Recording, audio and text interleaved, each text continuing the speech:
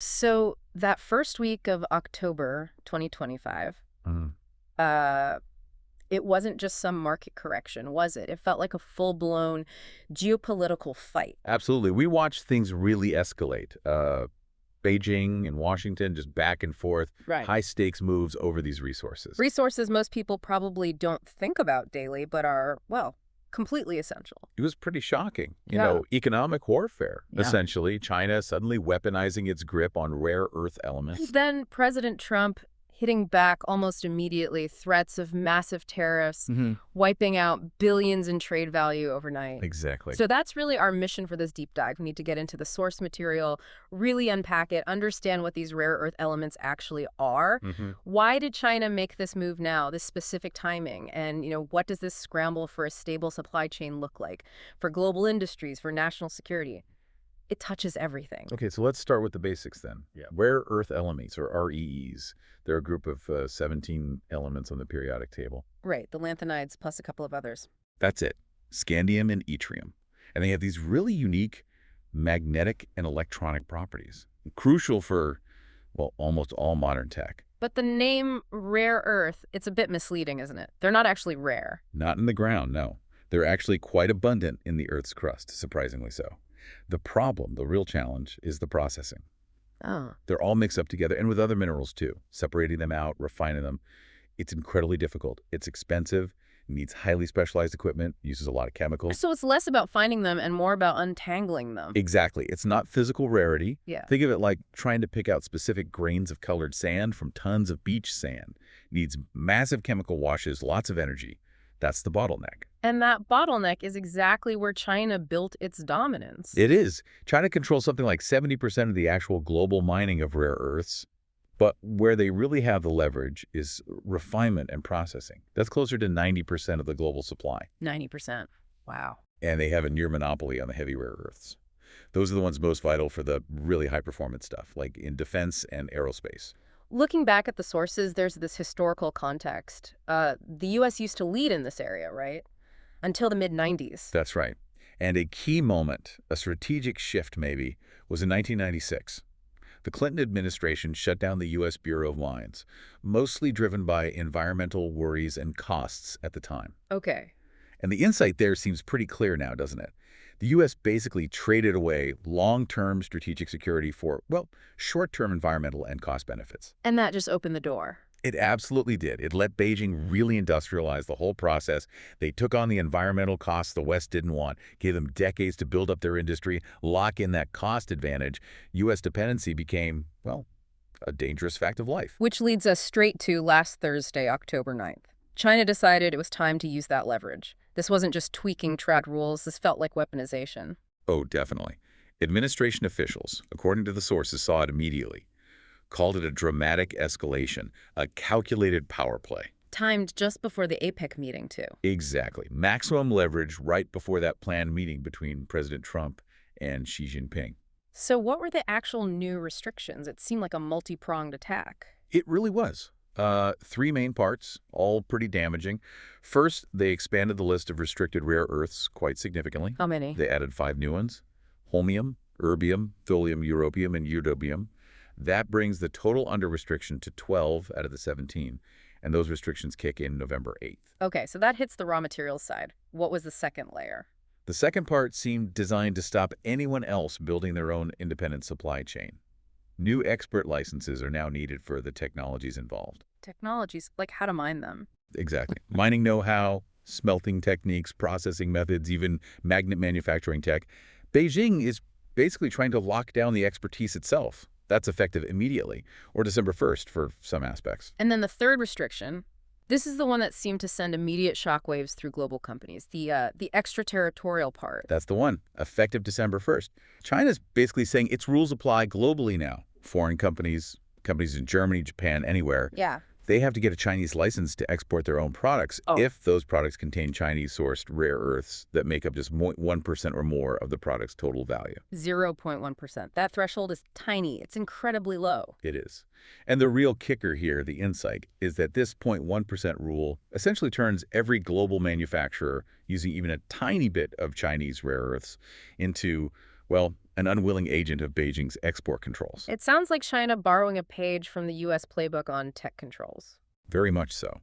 It mirrors that U.S. long-arm jurisdiction we've seen with semiconductors, where Washington tells foreign firms what they can do with U.S. tech.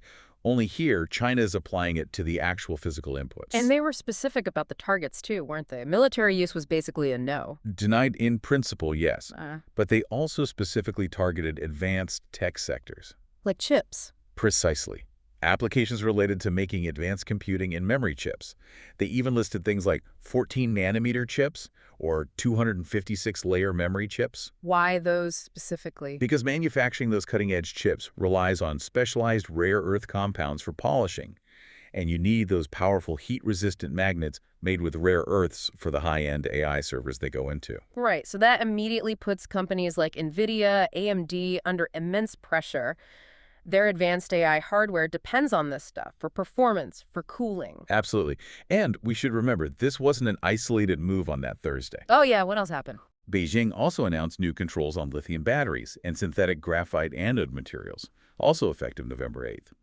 They launched an anti-monopoly probe into Qualcomm. They even slapped special port fees on U.S. ships. A coordinated push, then. And they added 14 entities to their unreliable entity list, including Tech Insights, the research firm. So, yes, it was a full-spectrum economic message being sent. Okay, which brings us to Friday, October 10th, and the U.S. counterresponse. President Trump didn't mince words, called it extraordinarily aggressive, accused China of holding the world captive. The reaction from the White House was severe. Unprecedented, really. Suggests they saw these rare earth controls as a direct threat to U.S. industry and national security. The retaliation threat came in two parts, right? First, that massive new tariff. A new 100% tariff on Chinese imports, and crucially, over and above the current rates. Which are already pretty high, around 40% effective rate on average. Something like that. Yeah. So you're talking potentially 140% total tariff rate or more.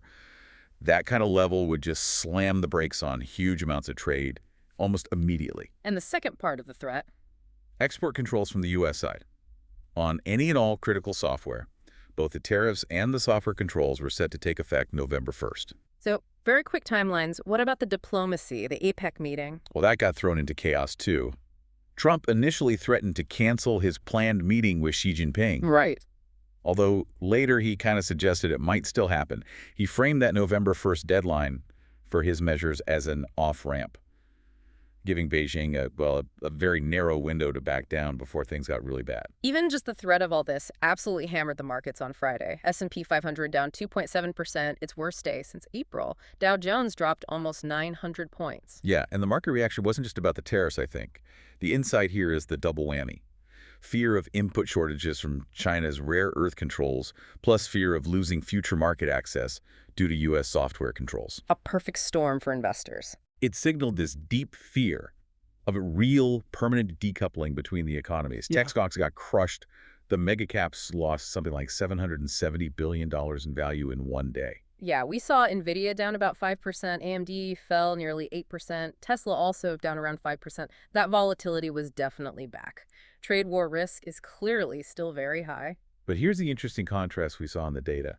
While the broad market tanked, Yeah.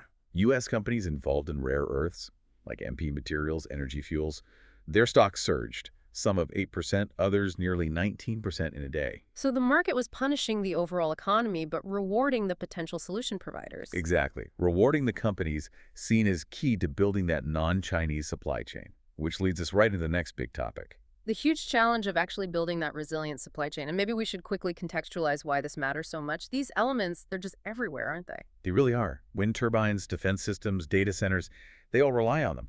In electric vehicles, for example, rare earths make the permanent magnets in the motors. Why are they so important in EV motors? They allow the magnets to stay strong even when they get really hot, and they handle vibrations well. Critical for performance and durability. And it's a classic single point of failure, right? I read a typical EV might only use about, 4 pounds of rare earths? Around that, yeah. But if you can't get those 4 pounds, the entire $50,000 car is basically useless. You can't build it. Exactly. Now scale that vulnerability up to national security. A single F-35 fighter jet needs 920 pounds of rare earth materials. 920 pounds, okay. So you can see how China's move isn't just commercial leverage. It's a direct material threat to the ability to equip and maintain a modern military. And we've seen previews of this kind of disruption before, even with less severe controls. Remember April 2024? Oh, yes. Those restrictions caused rare earth prices to jump 40% in just 3 weeks. And forced automakers like Ford to actually halt production lines temporarily, didn't they, in the US and in Europe? That was a real wake-up call for the West about just how dependent they'd become. So now, the U.S. and allies are scrambling, pouring effort into, well, two main strategies: government support to de-risk things and private sector innovation. Okay, let's look at the government support first. The sources mention significant funding, like the Department of Defense investing $400 million in MP materials. Yes, MP Materials runs the only currently operational U.S. rare earth mine out at Mountain Pass in California. And that DoD investment, it wasn't just cash, right? There was something about a price floor. That's the crucial part of that deal, yeah. The mechanism they used. The DoD guaranteed a government-backed price floor of $110 per kilogram for something called NdPr oxide. NdCar. Stands for neodymium and praseodymium. They're the key rare earths needed for the strongest, most heat-resistant permanent magnets, the ones everyone needs. Okay, but wait. $110 per kilogram. You said earlier that's almost double the current market price. It is, yes. So isn't that essentially the government admitting the U.S. can't compete on price alone? That it needs a subsidy? Well, that's exactly the dilemma, isn't it? It's seen as an unavoidable step to make these projects bankable, to attract the huge private investment that's needed. Because otherwise, any new Western mine or processing plant is incredibly vulnerable. China could just flood the market with cheap, state-subsidized rare earths and bankrupt the competition before it even gets going. That price floor protects against that specific risk. Okay, so government money is trying to stabilize the playing field.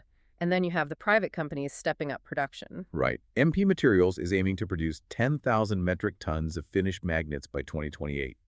Energy Fuels is processing rare earths at its facility in Utah, the White Mesa Mill, and they're planning to boost their NdPr capacity up to 6,000 tons. So building out that mining and processing capacity, what about the innovation side, reducing the need for them? That's the other major track. We're seeing big investments there, too. Yeah. Apple put $500 million into MP Materials specifically to develop magnets made from recycled rare earths.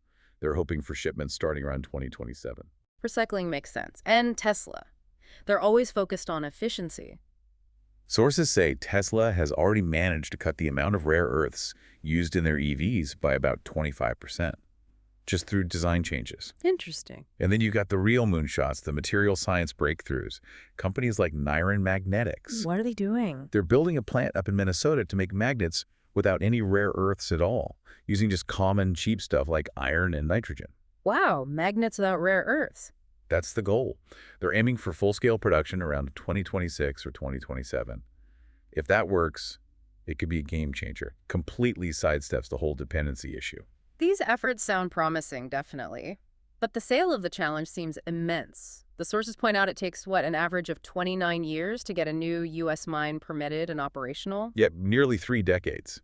And that's just the mine, not necessarily the complex processing facilities that have to go with it. That time lag. That's the critical vulnerability right now, isn't it?